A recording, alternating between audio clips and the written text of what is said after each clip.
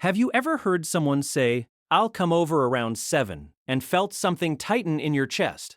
Not fear exactly, not even dread. Just a quiet tension that shows up before you've even answered. You like this person, you may even love them. So why does the idea of them being in your home feel like something you suddenly need to brace yourself for?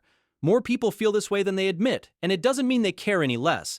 For some people, hosting feels easy, even energizing. They enjoy the noise, the conversation, the sense of life moving through the house. But for others, having guests over, even people they genuinely love, creates a subtle emotional disruption that's hard to explain without sounding rude or guilty. A lot of that difference comes down to temperament, social energy, and what home represents emotionally. Because home is not just a place.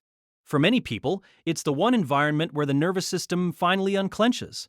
It's where routine, privacy, and familiarity create a sense of safety that the outside world rarely offers. At home, the more managed version of the self gets to rest. You don't have to respond in the same way. You don't have to stay on. You can just be. And when someone enters that space, even someone kind, something changes. The atmosphere shifts. The silence breaks. Your attention lifts.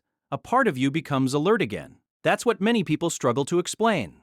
It's not necessarily about the guest. It's about what happens inside you when your private space stops feeling fully private. Because once someone arrives, the social self comes back online. You start noticing your tone, your expressions, the state of the room, the flow of conversation.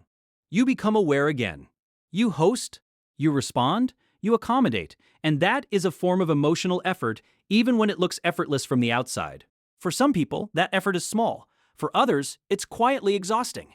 That's why some of the warmest, most thoughtful, most loving people feel an almost immediate sense of relief when the door closes and they're alone again. Not because the visit was bad, not because they didn't enjoy the person, but because they can finally exhale. The house becomes theirs again. The performance ends, the mind softens. And sometimes this need for space runs even deeper. If someone grew up in a home that felt tense, unpredictable, or emotionally overwhelming, visitors may still trigger something old in the body. Guests can unconsciously bring back feelings of disruption, pressure, or loss of control, not because anything dangerous is happening now, but because the nervous system remembers what it once meant when peace could be interrupted without warning. Understanding that changes the way we see this.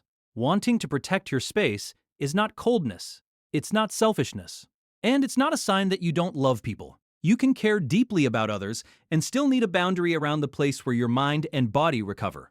Those things do not cancel each other out. In fact, sometimes protecting your peace is exactly what allows you to show up more honestly in your relationships. So if any part of this felt familiar, if you've ever smiled through a visit while quietly waiting to have your space back, you're not broken, and you're not the only one. You may simply be someone whose inner world needs more quiet than other people realize. If this resonated with you, leave a comment below and tell me whether you feel this way too.